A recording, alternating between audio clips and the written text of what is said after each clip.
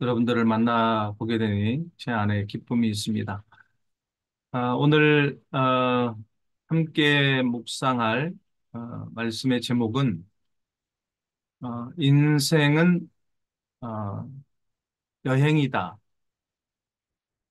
라고 하는, 인생은 나그네 길이다고 하는 주제입니다. 우리 함께 창세기 47장 9절 말씀을, 오늘 주어진 본문 말씀입니다, 함께 읽도록 하겠습니다. 야곱이 바로에게 아뢰되 내 나그네 길의 세월이 130년이니이다. 내 나이가 얼마 못 되니 우리 조상의 나그네 길의 연조에 미치지 못하나 험악한 세월을 보냈나이다 하고, 전도서 5장 15절에서 16절 같이 읽습니다. 그가 모태에서 벌거벗고 나왔은즉 그가 나온 대로 돌아가고 수고하여 얻은 것을 아무것도 자기 손에 가지고 가지 못하리니 이것도 큰 불행이라. 어떻게 왔든지 그대로 가리니 바람을 잡는 수고가 그에게 무엇이 유익하랴. 아멘. 여러분은 아마 모를 거예요. 어, 최희준이라고 하는 가수가 부른 노래가 있어요. 인생은 나그네길. 다 부를 수 없는데 어떻게 하냐면, 인생은 나그네길 어디서 왔다가 어디로 가는가. 그렇게 시작해서 가사를 보면 구름이 흘러가듯 또 돌아가는 길에 정일랑 두지 말자, 미련일랑 두지 말자. 인생은 나그네 길 구름이 흘러가듯 정처 없이 흘러서 간다. 인생은 벌거숭이 빈손으로 왔다가 빈손으로 가는가. 강물이 흘러가듯 여울져 가는 길에 정일랑 두지 말자, 미련일랑 두지 말자. 인생은 벌거숭이 강물이 흘러가듯 소리 없이 흘러서 간다. 어, 사실은 하나님을 모르는 이 자연인이 만든 노래이고 가사인데, 그럼에도 불구하고 인생에 대한 철학적 담론이 담긴 그런 노래인 것 같습니다. 여러분, 인생이 뭡니까? 인생. 인간의 삶이죠. 인간의 삶이 무엇입니까? 인생은 도대체 어디로부터 왔고, 무엇을 위해 살다가 결국 죽어서 어디로 가는 것입니까? 어떤 이들은 이 우주와 인간이 자연 발생적으로 우연히 생겨났다고 주장합니다. 우연히 만들어졌다는 거죠. 오늘날 모든 대부분의 학교에서 이렇게 가르치고 있습니다. 그리고 인간은 원숭이로부터 진화를 한 존재라고 주장합니다. 한번 여러분 그럼 생각을 한번 해보죠. 우리 인생이 여러분 뿌리도 없는 나무가 있나요? 근데 인생이 뿌리도 없이 근본도 없이 갑자기 나타난 어, 그런 우연한 존재입니까? 느닷없이 우연히 나타나서 그냥 우연히 그냥 사라져버리는 그런 존재.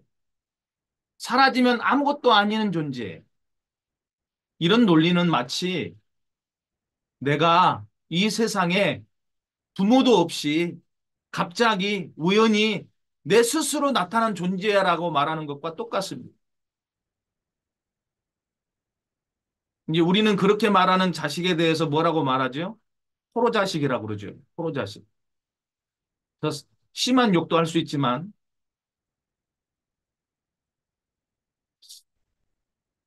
포로자식.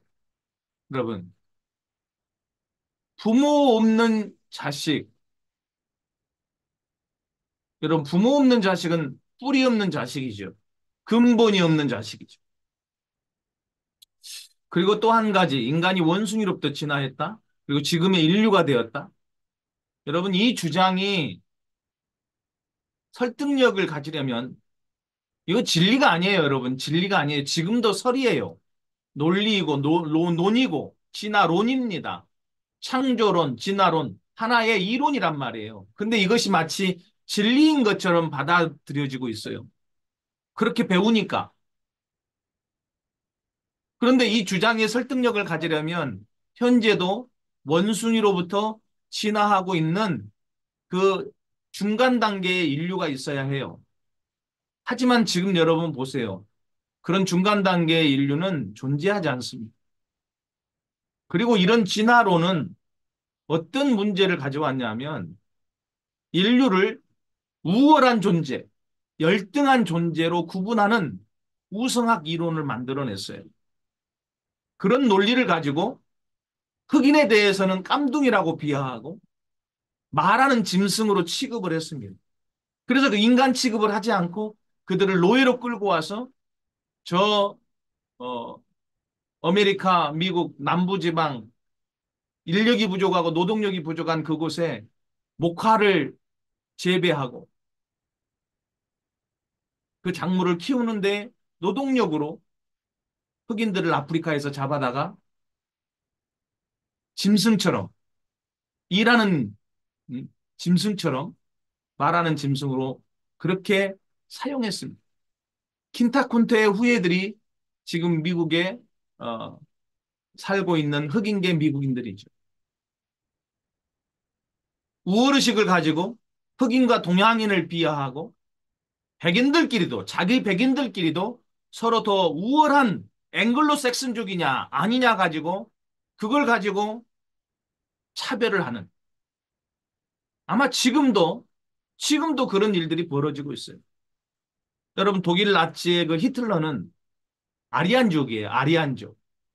자기 아리안족이 최고의 인종임을 천명하면서 당시 가장 우월하다고 알려진 유대민족 그 민족에게 홀로코스트라는 이 학살을 저지르는 하나의 원인이 되기도 했습니다. 독일에서 이 우성학을 연구하던 학자들이 2차 세계대전이 끝난 후에는 전범으로 반드시 처리돼야 될 사람들이었는데도 미국 CIA에 의해서 어, 결국은 미국으로 들어가서 우성학을 계속 연구했다는 것은 공공연한 비밀이 됐습니다. 제가 지금 무엇을 말하고 있어요? 우연히 태어난 부모와 자식의 관계가 되는 그런 존재는 한 명도 없다는 것입니다. 우연히 만나서 우연히 결혼하는 부부도 없다는 것입니다. 그래서 오죽하면 불교에서조차 옷깃만 스쳐도 인연이라고 하는 말이 나왔겠습니까? 모든 인연은 우연인 것 같지만 우연을 가장한 필연만 있을 뿐입니다. 그래서 만남과 인연을 소중하게 여기는 것이 필요합니다. 각설하고 본론으로 돌아가서 그렇기 때문에 인생은 소중하다고 말하고 싶습니다. 우리 인생은 분명히 출발한 출발지가 있어요. 우리는 그곳을 본향, 오리지널 홈타운, 원래의 고향이라고 부릅니다. 그래서 사람이 죽었다고도 말하지만 예전에 뭐라고 말들 하냐 하면 돌아가셨다, 돌아갔다라고 말해요. 이 말은 뭐냐면 원래 계셨던 그 곳으로 돌아갔다 그런 말입니다. pass away, passed away, return to 원래 있던 곳으로 다시 가셨다. 그러므로 원래 있던 곳에서 이 지구별에 보내진 인생은 어떤 인생인가? 나그네 인생이라고 정의할 수 있겠습니다. 여행자입니다. 나그네가 무슨 뜻이죠? 나그네는 자기 고향을 떠나서 자기 집을 떠나서 다른 곳에 잠시 동안 머물거나 떠도는 사람을 의미합니다. 영어로는 길손이라고 그러죠. 트래블러, 투어리스트, 웨이페러, 또 타관 사람, 이방인, 스트레인저 이렇게 말합니다. 또 방랑객, 완더러, 베가본, 또 손님이라고 하죠. 비지터, 게스트 이렇게 영어로 번역하고 있습니다. 나그네 인생을 사는 인생은 이 지구별이라고 하는 곳에 잠시 방문한 방문객, 손님, 방랑자, 이방인, 여행객이라고 할 수 있습니다. 새로운 장소들, 새로운 먹거리, 새로운 사람들과의 만남에 대한 기대감, 신선함, 낯선 것을 탐험하는 모험하는 희열감, 미래를 예측할 수 없는 긴장감도 함께 느끼는 것이 여행이죠. 그러나 여행의 최고 목적은 뭐죠? 최종 목적. 최종 목적은 즐거움, 행복, 그리고 힐링입니다. 이번에 이제 이곳에 또 와서 함께 여행을 했지만 우리가 느꼈던 느낌 그대로이잖아요. 이 표현이. 그런데 이런 여행과 같이 살아가는 것이 인생이라면 그러면 우리는 어떤 인생을 살아야 될까? 좀 고민을 해봐야 됩니다. 여행자의 속성이 뭐지요? 여행자의 속성. 그곳에, 한 곳에, 한 곳에 계속 머무를 것이라고 생각하지 않습니다. 여행자는. 그리고 한 곳에 계속 정착하거나 머무르지 않습니다. 길어도 길게 그곳에 있을지라도 언젠가는 떠난다는 생각을 하고 있는 것이 여행자입니다. 그래서 이런 여행자들은 어떤 것에 별로 집착하지 않아요. 집착하지 않는 삶을 삽니다. 왜? 곧 그곳을 떠나게 될 테니까. 저는 어렸을 적에 바닷가에서 살았어요. 집이 이렇게 있고 집 바로 앞에 차가 다니는 길이 있고 그 바로 길 건너편이 바로 바다였습니다. 그때는 이게 얼마나 아름답고 귀한 것인지 몰랐는데 지금 생각하면 너무나 좋은 곳에 살았던 거예요. 시도 때도 없이 수영을 하고 놀았고 보름달이 뜨고 바다가 잔잔하면 밤에도 나가서 수영을 했어요. 친구들과 함께 바닷가에서 모래성도 만들고 딱지치기도 하고 비석치기도 하고 구슬치기도 하고 땅 따먹기도 하면서 열심히 놀았습니다. 그렇게 놀 때는 딱지 한 장, 구슬 하나 때문에 친구들하고 경쟁하면서 저거 하나를 내가 가져야지, 어? 하면서 그렇게 심하게 경쟁하고 다투면서 그렇게 놀았어요. 그런데 해질녘이 딱 되면, 해질녘이 딱 되면, 어머니가 저녁밥을 지어놓고, 영건아, 밥 먹어라! 그러고 불러요. 바로 집, 신장로 건너서 바로 바닷가였으니까 집에서 소리치면 바로 들리잖아요. 영건아, 저녁밥 먹어라! 그래요. 또 제가 가장 좋아했던 음식 중에 하나가 팥칼국수였어요. 팥칼국수. 그때는 쌀이 없어서 밀가루가 배금 나왔는데 그 밀가루로 팥죽을 써서 칼국수를 만들어가지고 팥칼국수를 만드는 게 그렇게 맛있어요.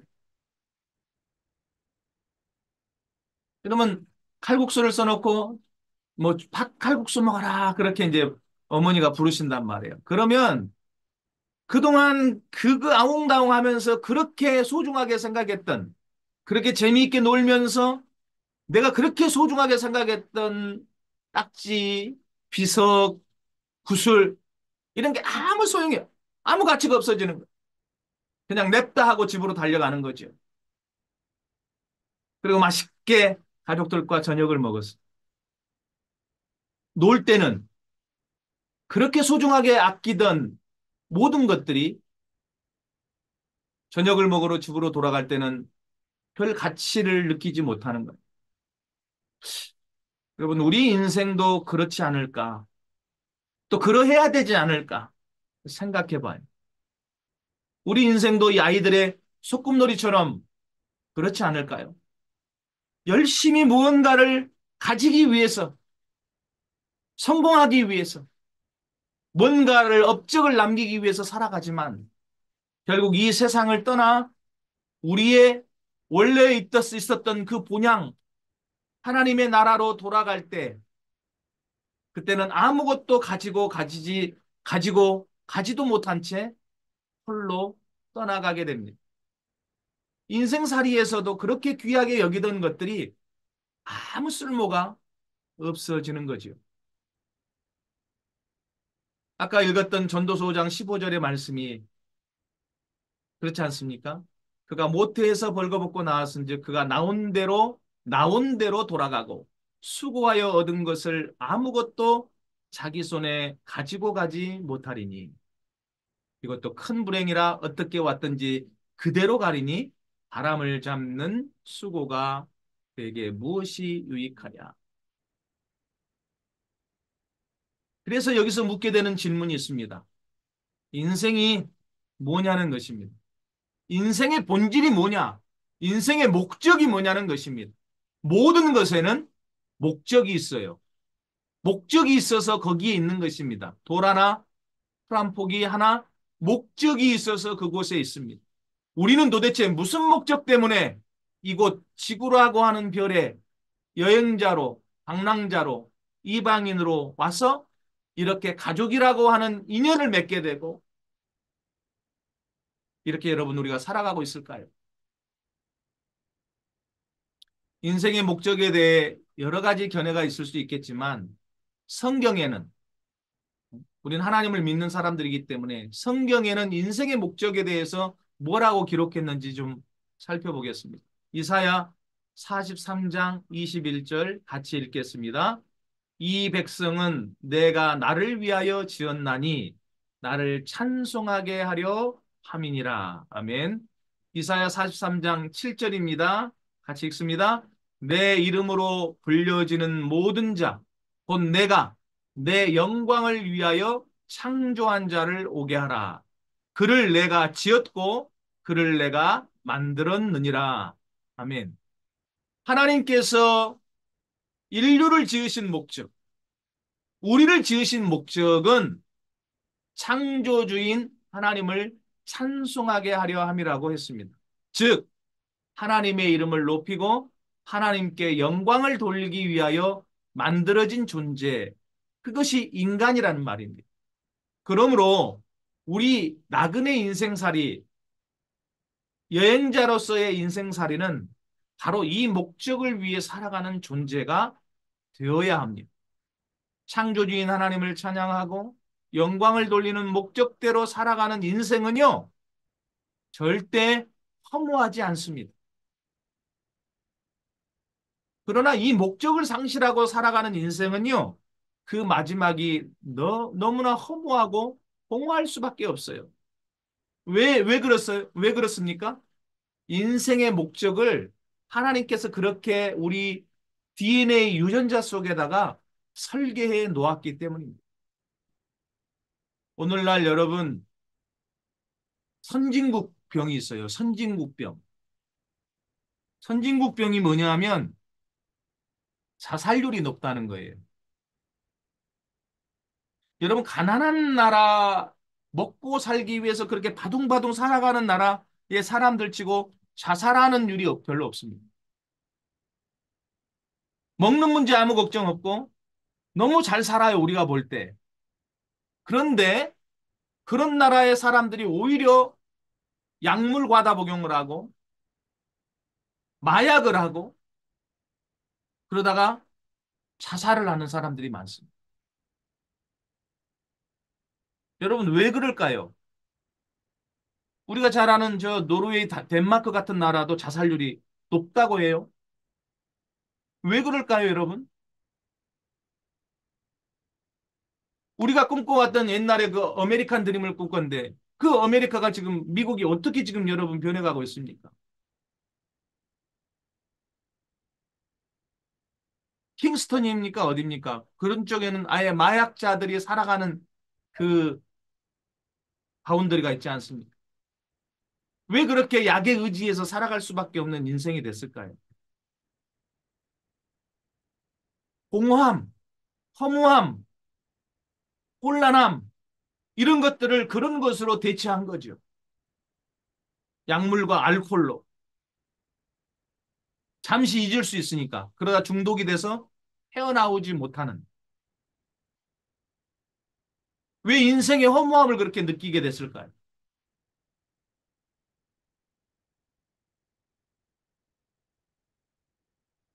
세상에서 아주 유명하고 성공했다고 하는 사람들이 어이없이 자살하는 경우들을 많이 보고 듣습니다. 뉴스 통해서. 우리가 볼 때는 정말 부러워할 만한 사람들이에요. 엄청난 돈도 벌었고, 야, 그 돈이면 은행에다가 저축해 놓고 그냥 이자만 받고도 평생을 살 수 있는 그런 엄청난 돈을 가지고 있고, 그리고 세상 사람들로 또 박수 받고 여러분 어, 인기가 많은 유명인들, 심지어 말 한마디로 사람들을 착착착 움직이면서 세상을 움직여가는 그런 세상의 권력도 가진 사람들이 우리가 볼 땐 너무 부러운 사람들이에요. 그런데 어떤 사건으로 말미암아 그들이 그렇게 부러워할 것 없어 보이는 그 사람들이 자기 생명을 스스로 끊는 자살을 선택합니다. 어떤 사람은 스캔들 때문에 자살하고, 어떤 사람들은 가족이나 연인과의 문제로 자살하고, 어떤 사람들은 부부 문제로, 어떤 사람들은 자신의 평생 가지고 싶었던 그 권력이 오히려 얼무가 돼서 그 권력의 자리에 올랐지만 그 권력이 자신을 죽음으로 내몰아. 우리가 생각할 때 우리도 저렇게 한번 살아보았으면 하는 사람들이 그렇게 허무한 인생의 종말을 맞이합니다. 여러분, 인생의 목적, 인생의 동기가 뭔가가 잘못됐기 때문에 나온 결과가 아닐까요?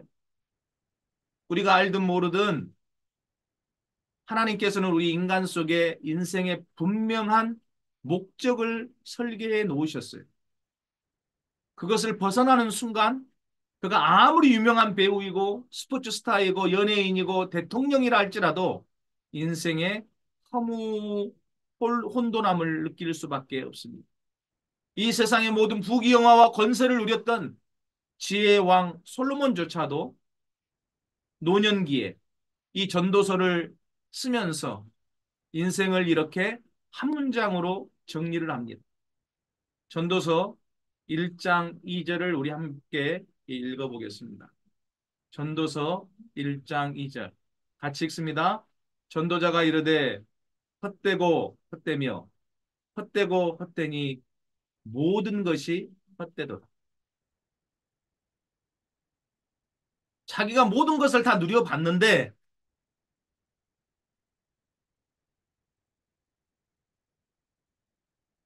천명의 여러분 부인을 거느릴 정도로 여자도 다 누려보고 황금으로 병사들의 방패를 만들 정도로 황금을 마치 돌같이 여기는 어?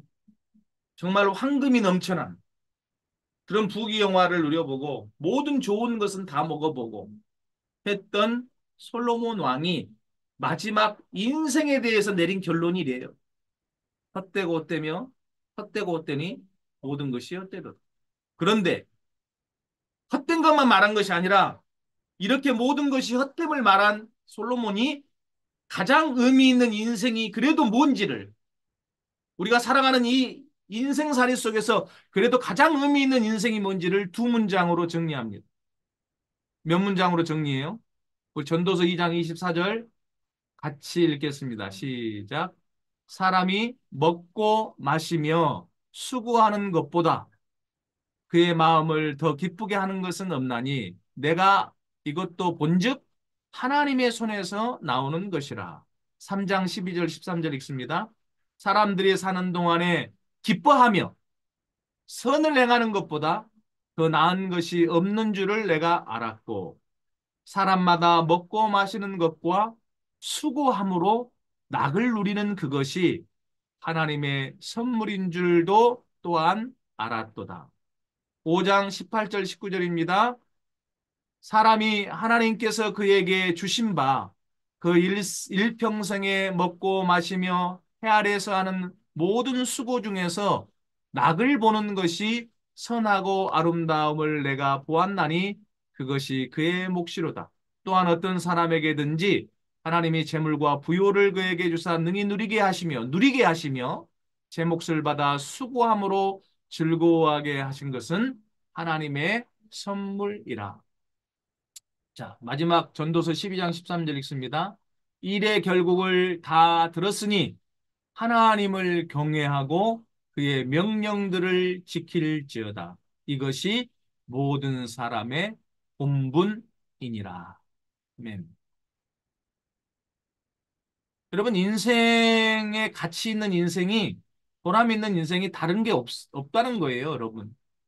뭐 큰 게 아니라는 거예요. 소박함 속에 있어요. 일상 속에 있는 거예요.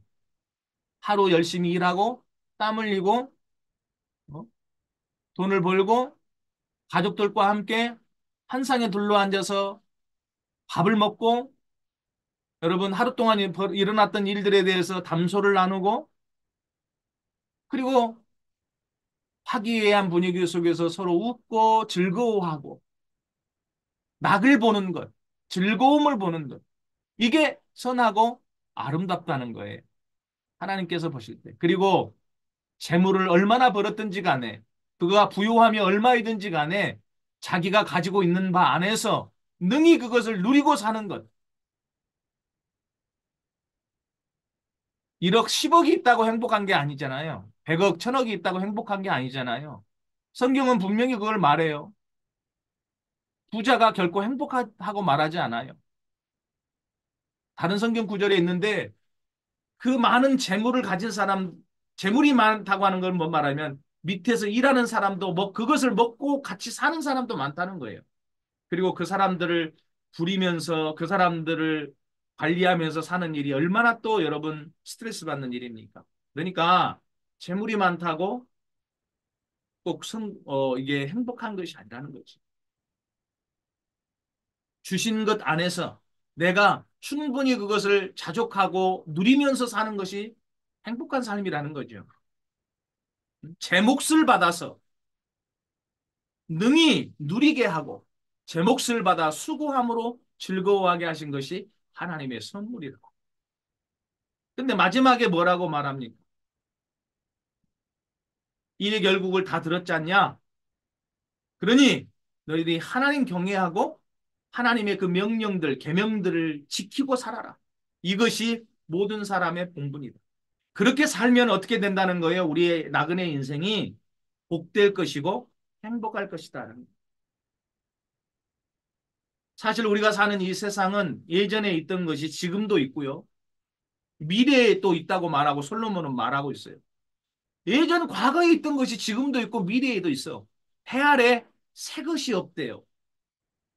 과학이 발달하고 세상이 편리해지고 뭐 AI 시대 엄청나게 뭔가가 변한 것 같지만 본질은 본질은 바뀐 게 없다는 거예요.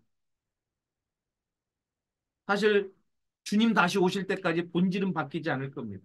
옛 세상인 거예요. 옛 세상. 낡은 세상.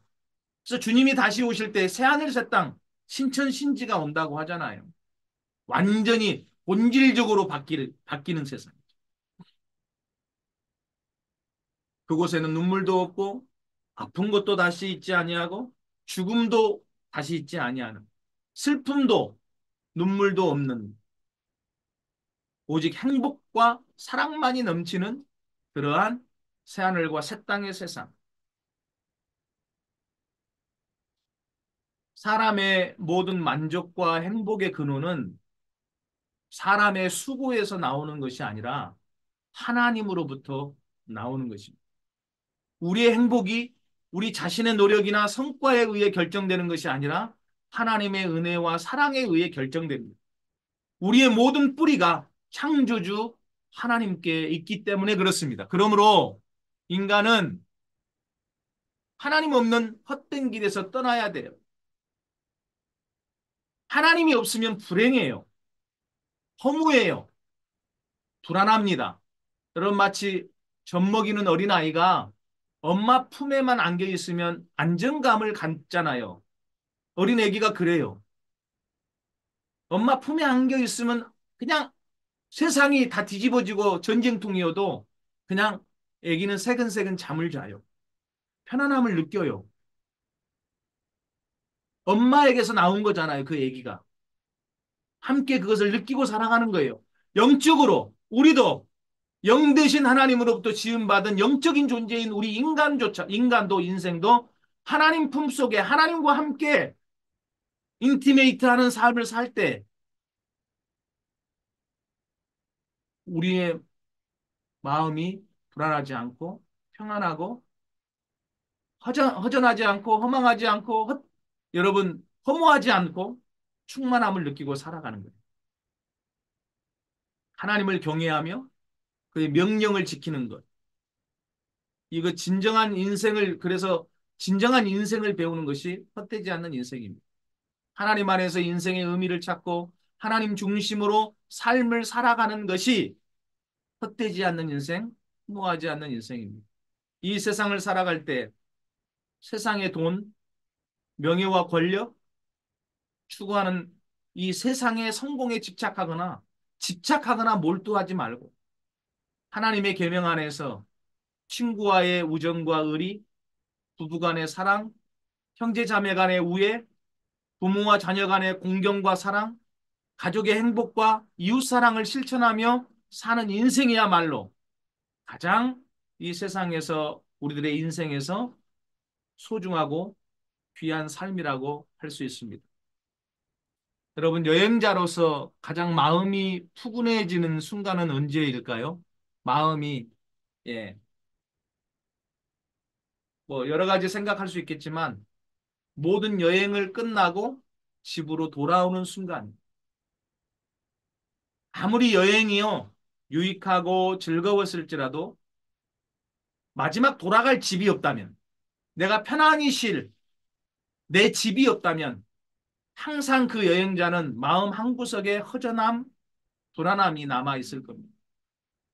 마찬가지로 우리가 지구별 여행을 끝내고 돌아갈 그 본향, 오리지널 홈타운, 오리지널 홈, 하늘나라가 있고 거기에 영원한 삶을 누릴 수 있다는 것을 우리가 확실히 믿을 때 우리의 마음은 허전하지 않고 허무하지 않고 공허하지 않고 평안할 것이고 충만할 것입니다.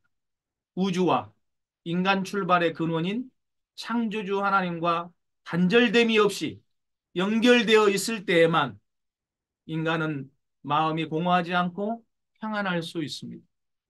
지구 여행자, 지구 방랑자처럼 세상의 것들에 집착하지 않고 세상을 관조하며 즐기며 살아가면서 하나님의 계명을 지키며 살아갈 때 인생은 보람되고 행복할 수 있습니다. 이런 삶이 저와 여러분의 인생 가운데 있기를 바랍니다. 마지막으로 천상병 시인의 귀천이라는 시로 오늘 말씀의 증언을 마치고자 합니다. 귀천, 천상병, 나 하늘로 돌아가리라.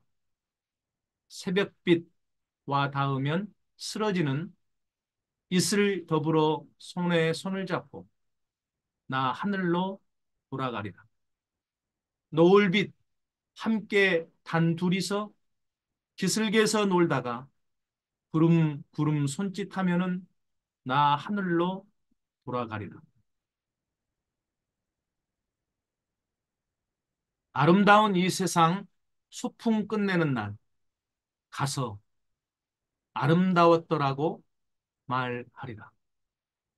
기도하겠습니다. 하나님, 우리는 창조주 하나님으로부터 이 지구라고 불리는 별에 보내진 여행자라는 것을 압니다. 영원히 거처하는 곳이 아닌 잠시 육체를 입고 살아가는 여행지라는 것을 압니다. 여행지에 있는 것들에 대해 탐욕과 집착을 가지면 여행이 행복하지 못한다는 것도 압니다. 그저 여행하는 곳들을 돌아보며 즐기며 느끼며 즐길 줄 아는 자가 되게 하옵소서. 소유하려 하지 말고 하나님께서 창조하신 것들을 누리며 즐길 줄 아는 자가 되게 하옵소서. 하나님과 동행하며 하나님의 계명을 지키며 여행하는 선한 나그네의 삶을 살게 하옵소서. 하나님께서 보내신 목적대로 하나님께 영광을 돌리며 하나님을 찬양하며 하나님을 사랑하게 하옵소서. 부모를 공경하며 가족과 이웃을 사랑하고 나누면서 살아가는 지구별 여행이 되게 하옵소서. 우리를 구원하신 그리스도 하나님의 아들이신 예수님을 증언하며 전파하는 지구별 여행이 되게 하옵소서. 그래서 주님을 다시 만났을 때 지구별 여행을 잘 하고 왔노라고 주님께 여행 이야기를 들려드리는 우리가 되게 하옵소서. 우리의 창조주와 구원주가 되시는 그리스도 예수님의 이름으로 기도드립니다. 아멘.